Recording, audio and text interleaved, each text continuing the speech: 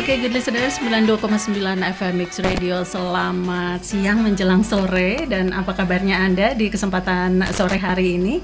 Seperti yang sudah Arin informasikan sebelumnya, di sore ini, kesempatan di hari Kamis 19 Desember 2024 ini kita akan kembali berbincang, dan kali ini di Radio Talk kita kesempatan hari ini adalah mengenai mengoptimalkan teknologi dan media sosial untuk pemberantasan korupsi. Sinergi antara Kejaksaan dan Kejaksaan Negeri Cimahi dan juga Diskominfo Kota Cimahi.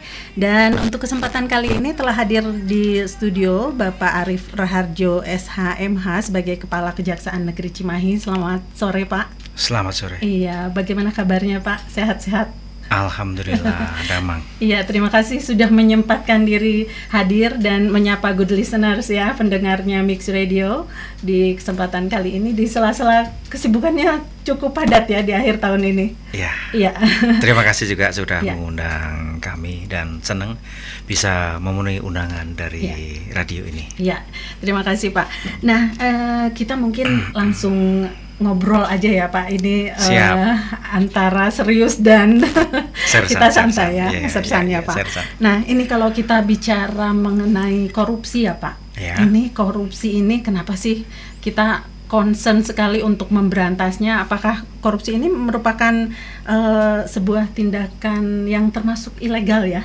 Pasti perbuatan kejahatan gitu. Ya, yang menyalahgunakan mungkin kekuasaan atau kepercayaan dan jabatan untuk keuntungan pribadi atau kelompok ya. Nah, ini kalau kita bicara mengenai saat ini sudah era digital ya, dan perkembangan teknologi informasi ini sangat pesat, dan termasuk juga penggunaan di masyarakat itu cukup tinggi ya, penggunaan teknologi informasi. Nah, ini kenapa teknologi dan juga media sosial ini begitu penting dalam upaya memberantas korupsi ini? Silakan Pak. Baik. Ya. Pertama saya ingin menggarisbawahi bahwa korupsi merupakan, kalau boleh kita bilang, sebagai extraordinary crime. Ya. Karena korupsi hanya dapat dilakukan atau dilakukan oleh pihak-pihak tertentu. Korupsi boleh dibilang menyangkut tentang penyalahgunaan kewenangan, kemudian ada unsur keuangan negara, kemudian ada perbuatan melawan hukum, menguntungkan orang lain, diri sendiri atau korporasi, seperti itu ya. Kemudian kenapa kok teknologi dan media sosial penting dalam pemberantasan korupsi? Kita agak mundur ke belakang, mulai dari zaman presiden kita pertama, presiden kedua, Pak Karno, Pak Harto, tentu sudah mengenal istilah korupsi. Ya. Kemudian melihat perkembangan teknologi, taruhlah kita bilang mulai tahun 2000 mulai teknologi mulai pesat begitu ya. Dari dulu sampai sekarang kita melihat apakah korupsi dapat dinihilkan menjadi zero korupsi? Tentunya tidak. Justru kita dipertontonkan, kita melihat masih banyak terjadi peristiwa-peristiwa korupsi. Hampir tiap hari, tiap minggu, tiap bulan kita selalu membaca berita-berita tentang korupsi. Ya, sudah sangat-sangat marak dan kemudian dilakukan di berbagai daerah, di berbagai lini seperti itu. Nah, dulu kita memakai platform media cetak. Nah, sekarang teknologi tidak bisa dibendung, teknologi informasi tidak bisa dihindari dan tidak bisa dibendung, bahkan menjadi bagian tidak terpisahkan dari kehidupan modern. Anak SD saja sudah pegang handphone. Sekarang media cetak, majalah, koran, saya yakin kalau masih ada, oplahnya pasti akan menurun drastis. Siapa sekarang yang masih langganan koran atau majalah? Mungkin masih ada, tetapi seperti Tempo, Kompas itu maaf menyebut merek ya, tapi nggak apa-apa lah. Itu kan media cetak yang cukup punya nama cukup besar. Sekarang pun sudah beralih ke digital Ya, seperti itu. Jadi saya berpikir kampanye pemberantasan anti korupsi memang mau tidak mau harus kemudian menggunakan platform digital. Di lingkungan masyarakat, saya bahkan dapat mengatakan yang tahu apa itu korupsi, modusnya bagaimana, pasal bagaimana perbuatan melawan hukum, tidak di kalangan masyarakat tidak semua tahu. Nah, untuk kemudian kita dapat memberantas atau menekan angka korupsi, maka masyarakat sana harus tahu apa sih korupsi. Dan kemudian masyarakat menggunakan apa? Sekarang sudah tidak populer lagi media cetak. Sekarang semuanya serba digital. Nah, untuk itu kita tidak punya pilihan lain selain kemudian mengoptimalkan peran media sosial, mass-med yang berbasis digital. Banyak platform. Betul. Semua saya pikir sudah beralih ke sana. Dapat diakses di mana saja, kapan saja. Ibu bisa bayangkan sekarang siapa yang kemana-mana bawa majalah atau baca koran. Tapi pasti di tasnya atau di menyertai perjalanan kemana saja pasti tidak ketinggalan handphone seperti gadget, itu. Ya, itu. Betul, nah, kita pingin memanfaatkan teknologi informasi guna kampanye anti korupsi seperti itu.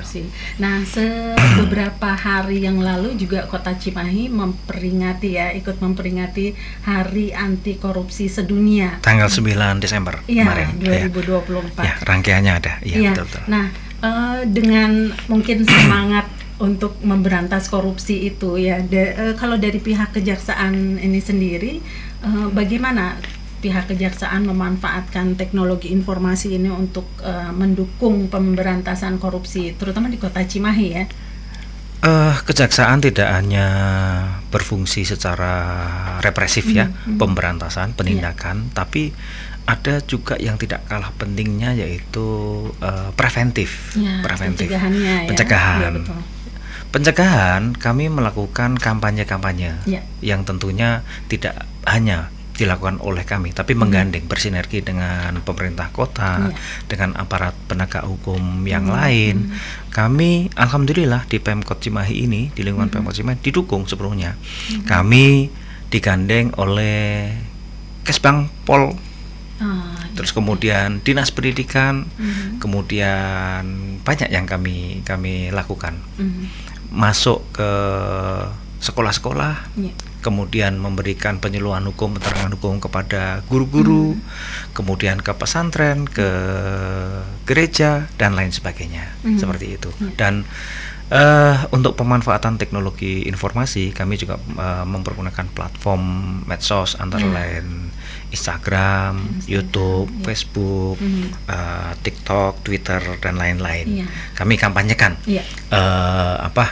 istilahnya pemberantasan korupsi melalui platform-platform tersebut, seperti itu. Dan mungkin ada website resmi dari kejaksaan ada ya. Kemudian ada juga, website resmi dari pembentukan kami. juga seperti sistem informasi manajemen perkara ya kalau di kejaksaan mungkin. Betul. Jadi masyarakat bisa secara transparan tahu sedikitnya. Perkantoran kami juga sudah dijalankan memanfaatkan teknologi informasi, ada CMS, Case Management System, berupa pendataan proses penanganan perkara dari tahap dimulainya penanganan perkara sampai selesai. Kalau kita bicara sinergi dengan kepolisian punya sistem juga, terus pengadilan punya SIPP, kami punya CMS. Jadi semuanya sudah berbasis digital seperti digital, itu. Nah, ini kalau seperti tema yang kita angkat kali ini adalah sinergi antara kejaksaan dan Diskominfo. Nah, kalau dalam hal pemberantasan korupsi ini, terutama dengan berbasis pemanfaatan teknologi informasi ini, peran Diskominfo dalam kaitannya dengan sinergi dengan kejaksaan ini apa? Baik, saya pikir begini, kejaksaan punya substansi, punya tupoksi, kemudian Diskominfo kalau boleh saya memaknai adalah salah satu corong dari pemerintah daerah, pemerintah Kota Cimahi, ya. Tentunya corong ini juga harus kita manfaatkan. Kami punya keterbatasan bahwa yang mengakses medsos kami, platform digital kami mungkin belum spektrumnya belum terlalu luas.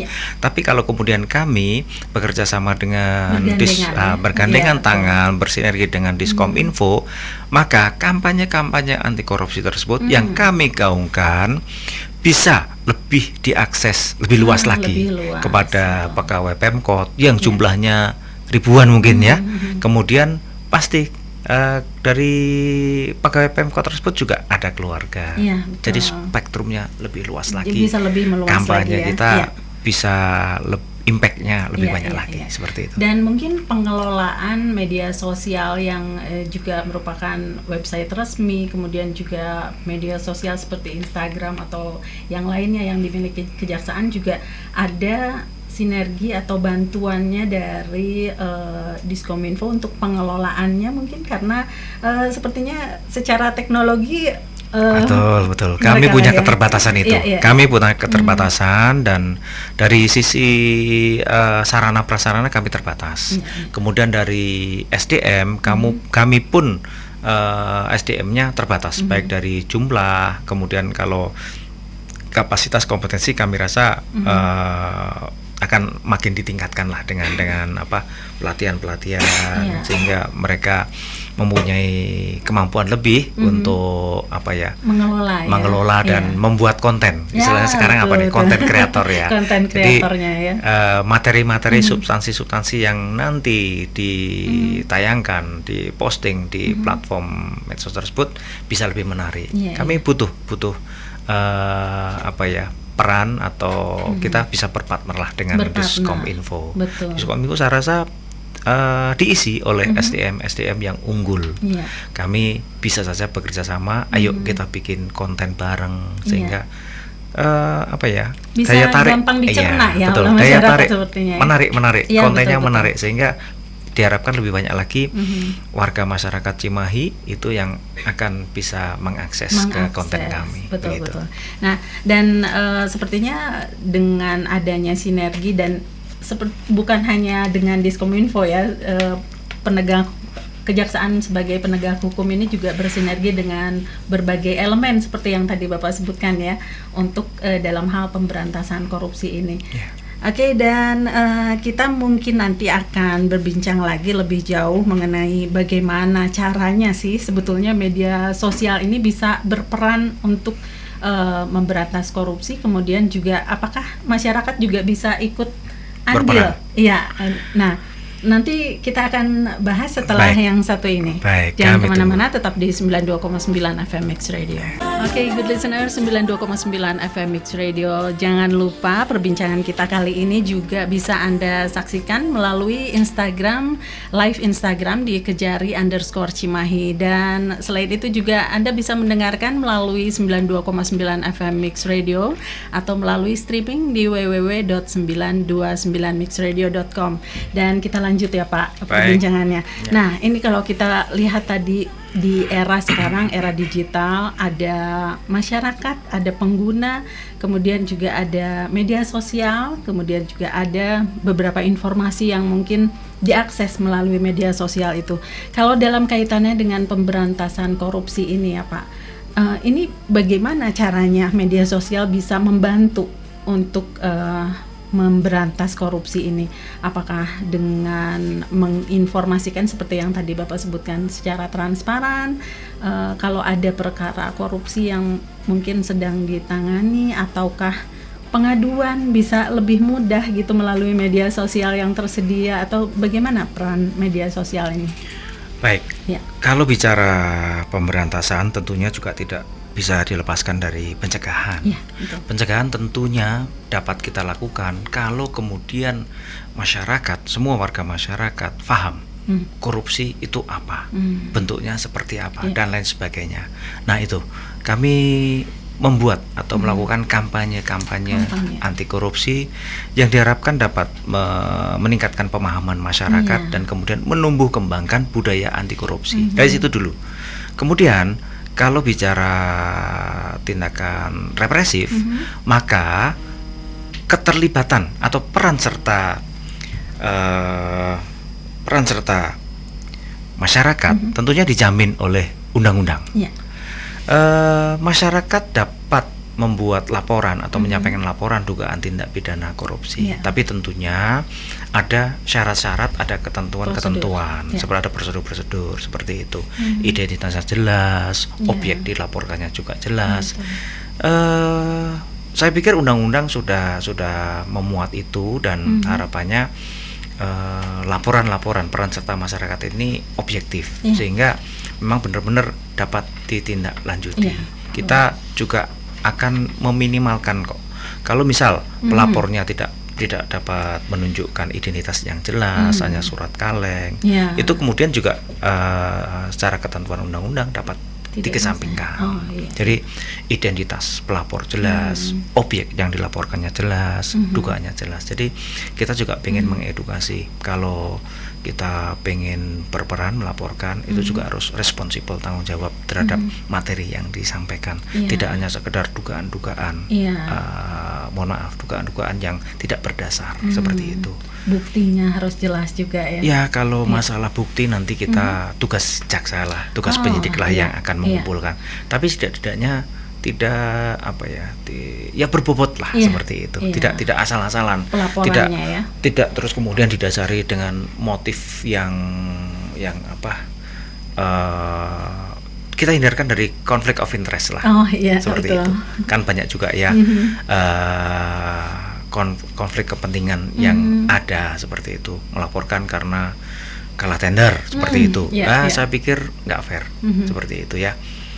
Bukan berarti kami akan menolak, tapi juga kami akan setidaknya menganalisis seperti apa sebelum kami memutuskan, oh ini layak untuk ditindaklanjuti, atau oh ini kok sepertinya ada konflik of interest, oh ini tidak berdasar, atau bagaimana. Tentunya harus kami juga harus objektif, seperti itu. Seperti di tahun politik yang kemarin baru saja kita lalui juga ya, mungkin pelaporan juga harus lebih dianalisis lagi, bahwa itu memang berdasarkan bukti-bukti yang kuat.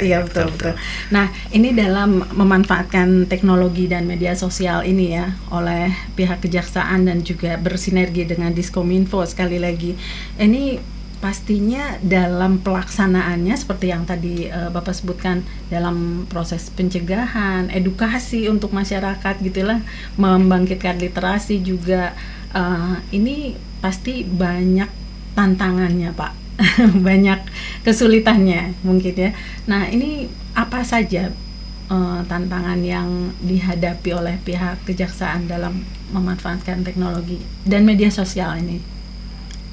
Sudah saya sebutkan tadi bahwa tantangannya memang kalau kejaksaan itu pasti anggarannya terbatas. Anggaran terbatas. Kami hampir bisa dibilang tidak ada tuh untuk pengelolaan medsos itu biayanya sekian.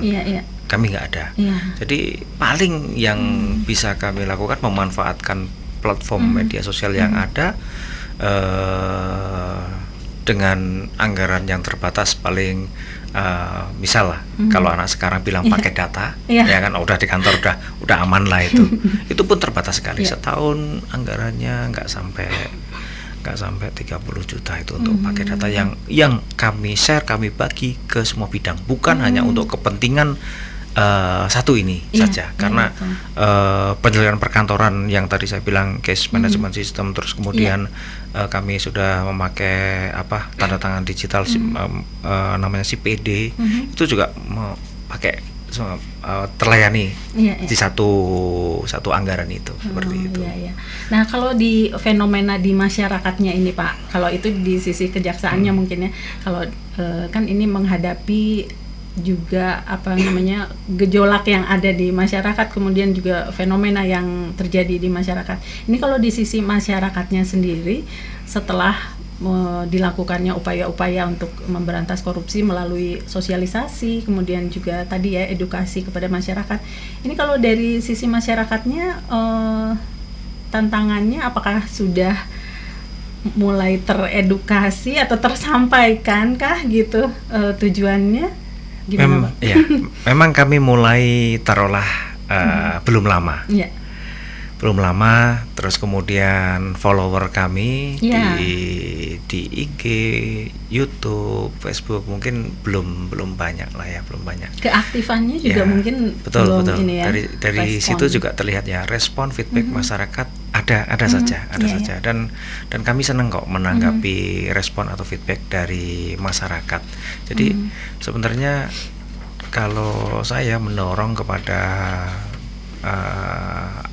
tim kami untuk bisa segera merespon feedback apa yang ada, yang di Kalau ada aduan misalnya dari betul. masyarakat gitu ya. Itu juga responnya. ada.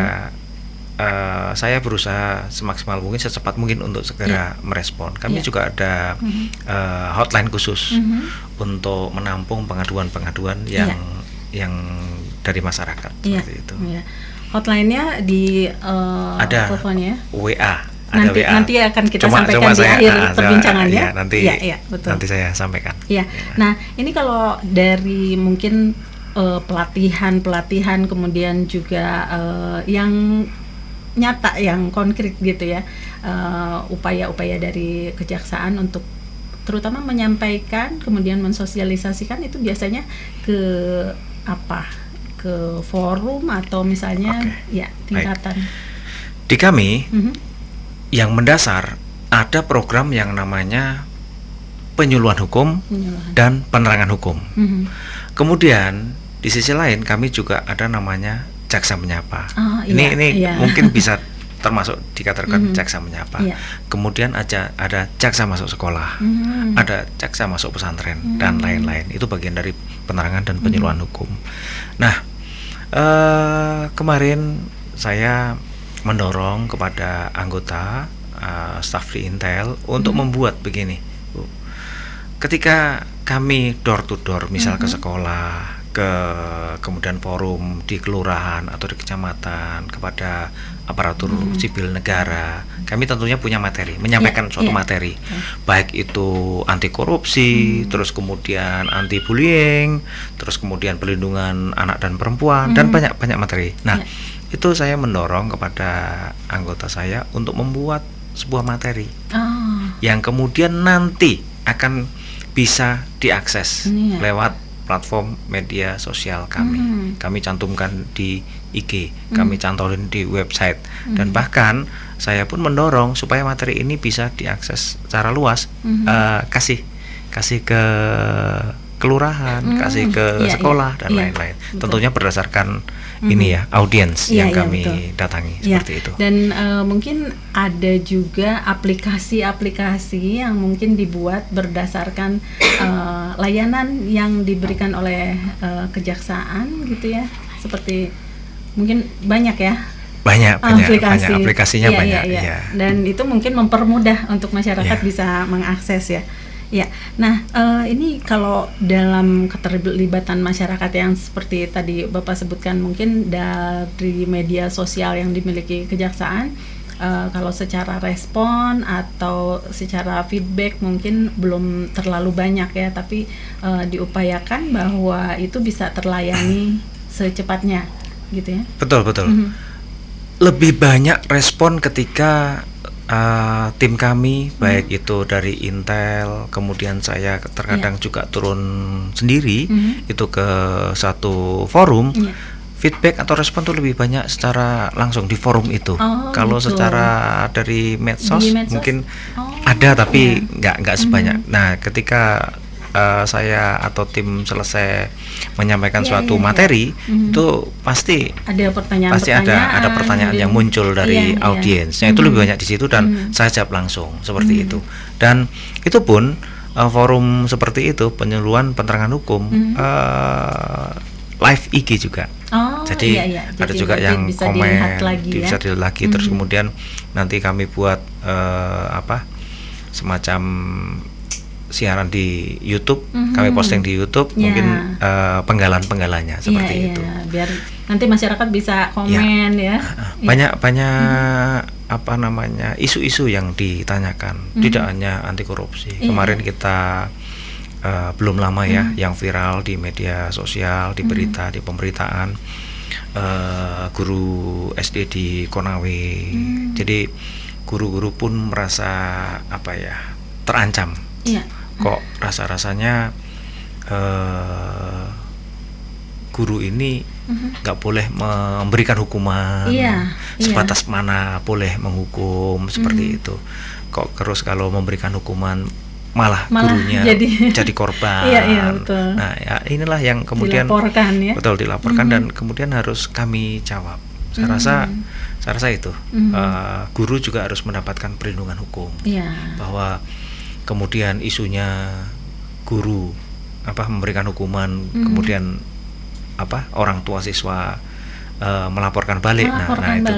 Itu saya pikir hukum tidak bertujuan untuk memihak atau sebagai alat balas dendam seperti itu.